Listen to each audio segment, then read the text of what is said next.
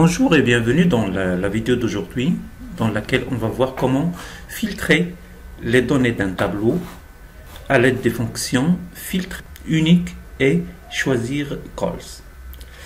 Comme vous voyez ici, nous avons les informations que je peux filtrer à partir des catégories. Par exemple, ici nous avons la catégorie ordinateur de bureau. Sinon, on peut choisir les imprimantes. On peut aussi choisir les ordinateurs, ici, l'ordinateur portable. On peut choisir les souris, etc. Vous voyez ici, nous avons les dates des ventes. Nous avons la description de l'article vendu, le prix unitaire, la quantité vendue et ici nous avons le retour. Les données sources se trouvent dans la feuille vente sous forme d'un tableau aussi. Vous voyez qui contient tout d'abord l'ordre, c'est-à-dire le code de la vente, et puis nous avons la date de la vente, nous avons la désignation, la catégorie, le prix unitaire, la quantité vendue, le total, c'est-à-dire le prix total et le retour. Le rôle principal dans ce filtrage, ou bien plutôt il s'agit d'une extraction, puisqu'on va puiser les informations à partir d'un autre tableau vers un autre, sera exécuté par la fonction filtre. Et puis le paramétrage, il sera effectué par les fonctions uniques et la fonction choisir calls. Il faut dire que ces trois fonctions sont apparues avec la version 2019 de Excel et ils sont aussi disponibles dans la version 365 et dans la version en ligne sur laquelle on va faire cette démonstration. Commençons par la fonction filtre. Comme son nom l'indique, elle sert à filtrer un tableau source ou bien à en extraire des informations, des lignes qui correspondent aux critères. Cette fonction requiert deux arguments obligatoires, à savoir le tableau source à partir duquel on va faire l'extraction. Le deuxième argument, c'est le critère du filtre. Alors c'est un critère qui peut être simple ou bien composé. Le troisième argument est facultatif. C'est seulement un message que la fonction va retourner au cas où aucun élément du tableau source ne correspond au filtre. Pour commencer, on va tout d'abord recopier la première ligne d'en-tête du tableau source. On va la recopier vers une feuille, une nouvelle feuille. Ici, je vais le coller à partir de la cellule A5. Voilà. Je colle. Voilà, ma première ligne d'en-tête est collée maintenant. Puis, juste en bas, c'est-à-dire dans la cellule ici A6, je vais écrire la formule, la fonction filtre égale filtre. J'ai ici la syntaxe. Je peux déplacer l'infobulle si elle me dérange. Voilà. Alors, le premier argument, c'est le tableau source. Nous avons dit que le tableau source, se trouve dans la feuille vente. Alors, elle est là, le tableau source. Voilà, le tableau. Vous voyez ici, la sélection, je l'ai faite à partir de l'angle supérieur. Alors, il faut que je prenne, voilà, tout ça. Comme ça, tableau 1. Point virgule. Ça, c'est la source. Et puis, le critère, c'est quoi? Je vais commencer par filtrer tous les disques durs. Alors, donc, je sélectionne la colonne catégorie. Voilà. Et puis, j'écris égal, entre guillemets, disque dur. Je ferme les guillemets. C'est fini pour le deuxième argument. Et puis, le troisième argument, c'est le message à retourner au cas où aucun élément n'est trouvé. Donc, je vais écrire seulement aucun élément. Je répète que cet argument, il est facultatif, je peux aucun élément. Il est facultatif, je peux bien l'ignorer. Voilà.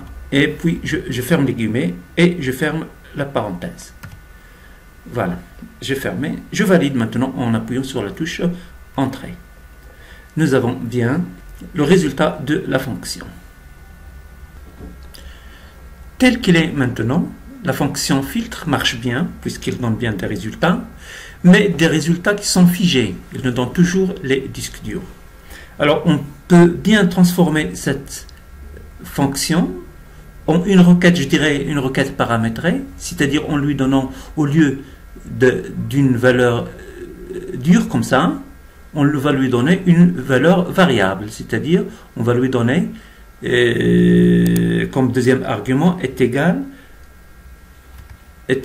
à la valeur d'une cellule, c'est-à-dire si on va lui donner la cellule C3 par exemple, C3, alors comme ça on valide. Alors ici vous remarquez que nous avons carte graphique dans C3, il nous a donné les cartes graphiques. Ainsi la fonction est devenue dynamique. Je peux encore améliorer cette fonctionnalité en affectant une liste à la cellule C3 que j'ai mise ici en forme pour la mettre en valeur. Alors, en lui affectant une liste par validation de données. Alors, avant de faire la validation de données, retournons d'abord dans la cellule, plutôt dans la feuille vente, pour créer cette liste qui ne doit pas contenir des doublons. Créer une liste sans doublons, il y a plusieurs méthodes de faire, mais ici je vais opter pour la fonction unique. Alors donc égal unique unique de quoi? Unique de la colonne catégorie. Alors ici catégorie, je la fais, et puis je ferme la parenthèse. Alors j'obtiens ici la liste sans doublon de toutes les catégories que j'ai dans la liste, à savoir disque dur, ordinateur de bureau, imprimante, écran, etc. Voilà, jusqu'à barrette mémoire. Alors si on retourne maintenant dans la feuille 2, dans laquelle on va faire, alors on va faire une validation de données. Alors ici, pour ce faire, on va dans l'onglet données. N'oubliez pas que je suis ici dans la version en ligne de Excel. Alors je vais dans données et puis validation de données que vous voyez ici, validation de données. Et puis dans autoriser, on va autoriser une liste. Voilà. Et cette liste-là, elle se trouve dans la cellule, dans la feuille vente. Alors elle est là, ma cellule. Voilà la liste que je vais faire. Et puis appliquer. Voilà, très bien. Alors maintenant, ma cellule C3, il contient une liste que je peux dérouler et puis choisir l'élément à extraire du tableau source. Voilà, les imprimantes pour les cartes graphiques, pour les claviers, pour les disques, pour les ordinateurs de bureau, etc. Maintenant que l'extraction se fait bien, c'est-à-dire l'extraction des lignes se fait bien à l'aide de la fonction filtre, il reste à extraire les colonnes dont on a besoin, parce que ici nous avons trop de colonnes, on n'a pas besoin de la colonne ordre, on n'a pas besoin aussi de la colonne catégorie puisqu'il est défini dans le filtre ici, et on n'a pas besoin de la colonne prix total. Alors pour ce faire, on va utiliser une nouvelle fonction, c'est la fonction choisir calls. Comme son nom l'indique, choisir calls permet de choisir des colonnes précises à partir d'un tableau.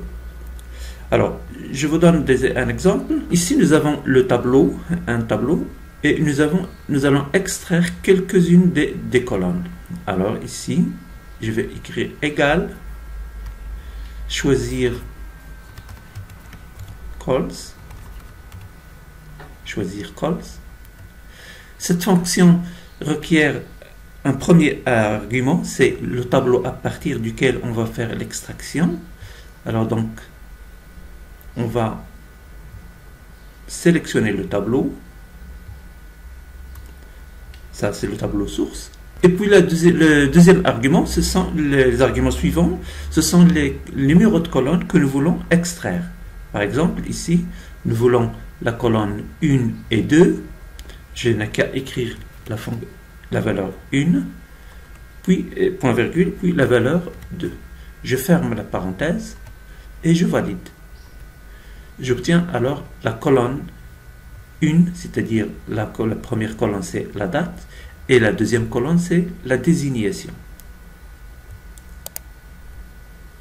La fonction choisir calls accepte aussi les valeurs négatives comme argument pour les nombres de colonnes. Alors dans ce cas-là, si je lui donne une valeur négative, par exemple si je lui donne -1, il va me donner la première colonne à partir de la droite du tableau, c'est-à-dire la dernière colonne. Je ferme la parenthèse et j'obtiens ici. Peut-être que j'ai un petit quelque chose. Ah oui, j'ai une parenthèse de trop. Voilà, c'est très bien. Alors maintenant, nous avons ici, nous avons le retour, vous voyez, et là on a extrait la dernière colonne. Je reprends. Si je lui donne la première colonne à partir de la droite, puis la deuxième colonne, j'écris point virgule, puis -2, c'est-à-dire la deuxième colonne à partir de la gauche, plutôt à partir de la droite. Donc j'écris comme ça. Alors la quantité, nous avons le retour et la quantité. C'est ça le principe de la fonction choisir calls. Alors on va appliquer ça.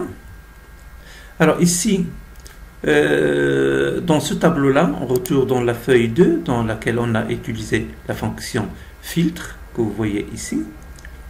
Alors, nous voulons seulement ici, nous voulons la date, c'est-à-dire la colonne date, la colonne désignation, la colonne catégorie, non, on veut pas la colonne catégorie, la colonne prix, la colonne quantité et la colonne retour, c'est-à-dire on veut la colonne 2, la colonne 3, puis la colonne 5, la colonne 6 et la colonne 8. Alors pour ça, on va écrire, de quoi le tableau résultant de la fonction filtre. Alors on va faire choisir calls de quoi à partir du tableau qui résulte de la fonction filtre, point virgule tout à la fin, et puis alors j'ai besoin de la colonne 2, j'ai besoin de la colonne 3, la colonne 4 non, donc je la saute, la colonne 5, la colonne 6 et la colonne 8. Je ferme la parenthèse, voilà, et j'obtiens le résultat. Nous avons ici le résultat. Nous n'avons plus qu'à adapter la ligne des en-têtes. Alors ça, j'en ai pas besoin. Effacer, voilà. Et puis, je n'ai qu'à faire des petites adaptations ici, à savoir la colonne, les différentes colonnes. Alors, les dates, je rectifie le format de date. Voilà. Et maintenant, on a bien les marches. Tout marche. C'est très bien.